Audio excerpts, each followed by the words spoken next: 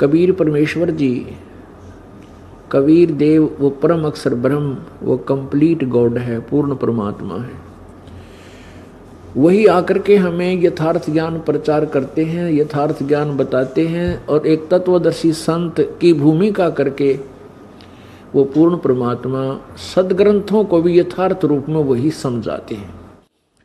जैसा कि प्रसंग चल रहा है कल के सत्संग से कि परमेश्वर कबीर देव जी एक जिंदा महात्मा संत के रूप धारण करके तत्वदर्शी संत रूप में धर्मदास जी को मथुरा में मिले। धर्मदास जी गीता जी के नित्य पाठ किया करते थे गीता जी का, और यथार्थ ज्ञान से अपरिचित थी। वो पुण्यात्मा थी, अच्छी आत्मा थी, भगवान को चाहने वाली थी।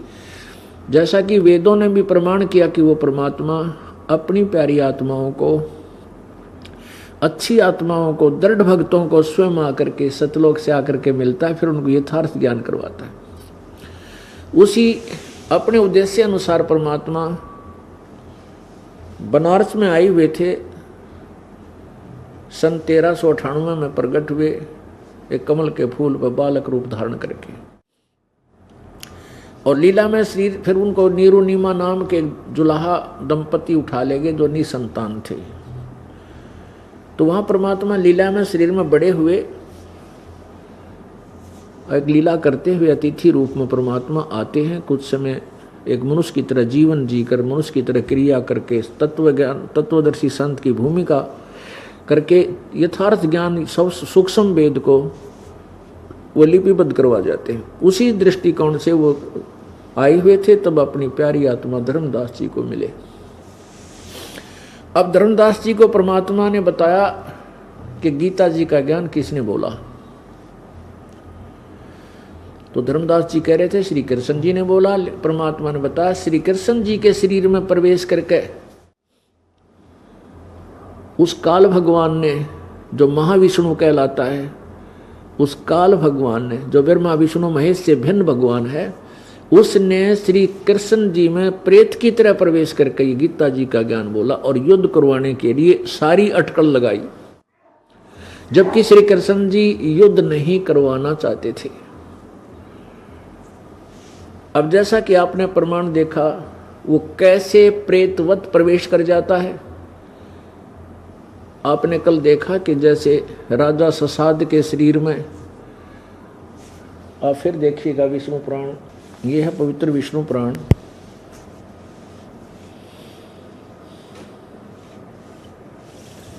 गीता प्रेस गोरखपुर से प्रकाशित है।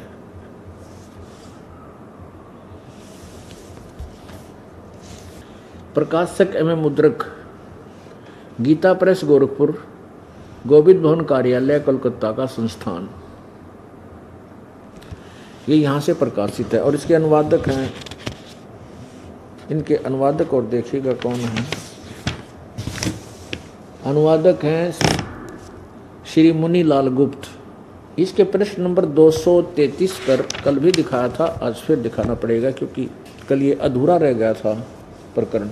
चतुर्थ अंश श्री विष्णु पुराण, श्री विष्णु पुराण दूसरा अध्याय और चतुर्थ अंश, पृष्ठ 233, नीचे आइएगा, यहाँ से शुरू करते हैं। पूर्व काल में त्रेता युग में एक बार अति भीषण देव असुर संग्राम हुआ। देवता और राक्षसों का युद्ध हुआ। उसमें महाबलवान दैत्य गण से पराजित हुए देवताओं ने भगवान विष्णु की आराधना की। ये भगवान विष्णु, ये काल की आराधना की, ये दिखाएंगे भी आपको। तब आदि अनंत शून्य अशेष जगत प्रतिपालक श्री नारायण ने देवताओं से प्रसन्न होकर कहा, आप लोगों का जो कुछ अभिष्ट है वह मैंने जान लिया है। उसके विषय में यह बात सुनिए। राजऋषि ससाद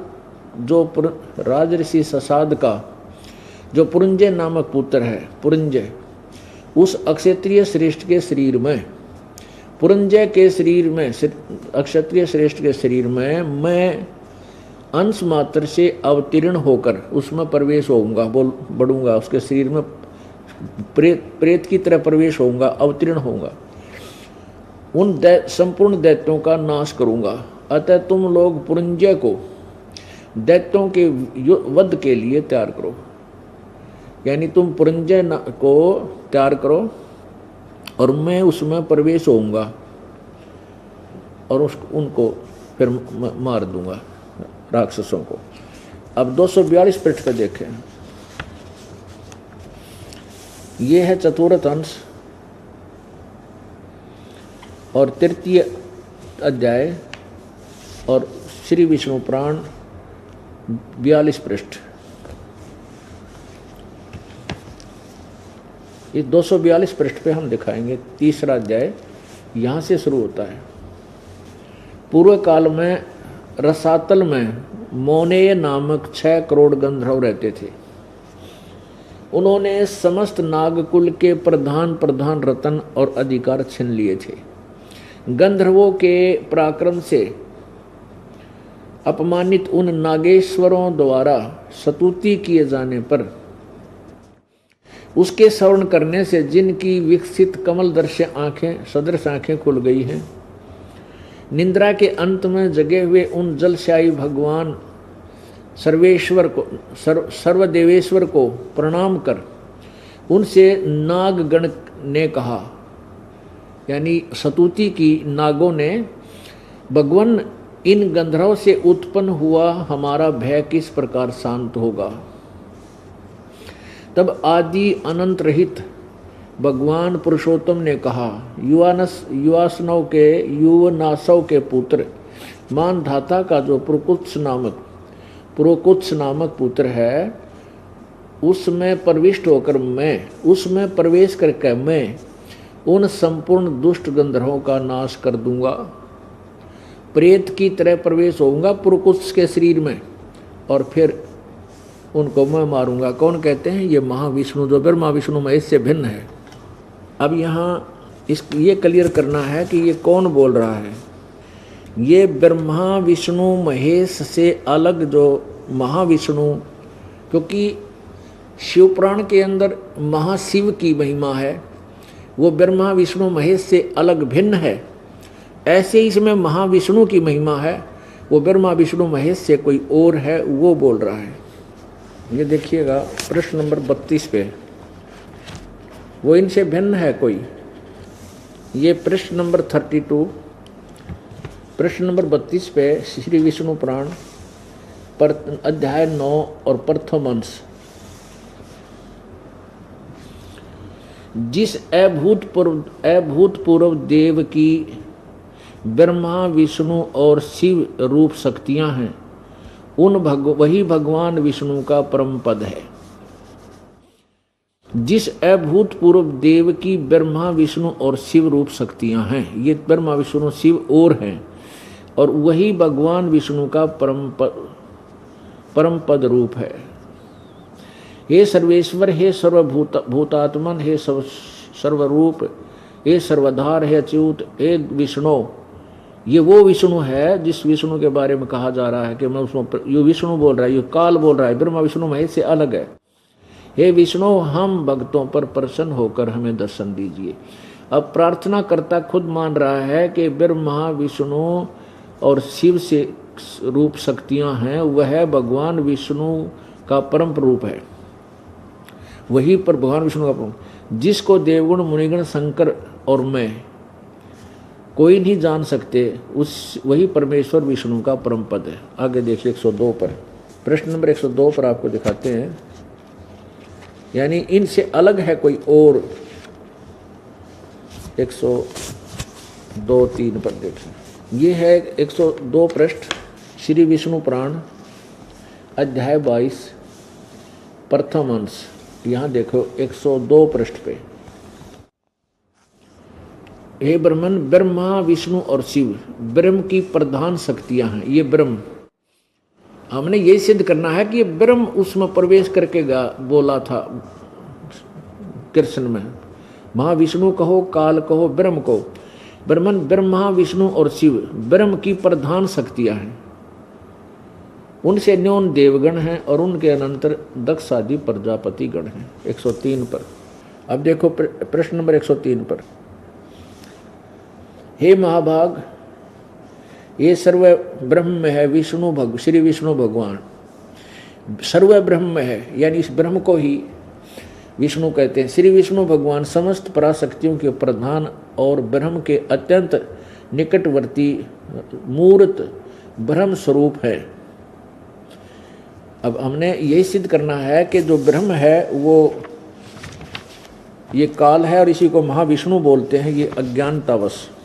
अब देखिए 128 पृष्ठ पे क्लियर हो जाता है। श्री विष्णु पुराण अध्याय 7 और 8, अध्याय 7 में दिखाएंगे और प्रश्न नंबर 128 पे अध्याय नंबर 7 8 आगे शुरू होता है।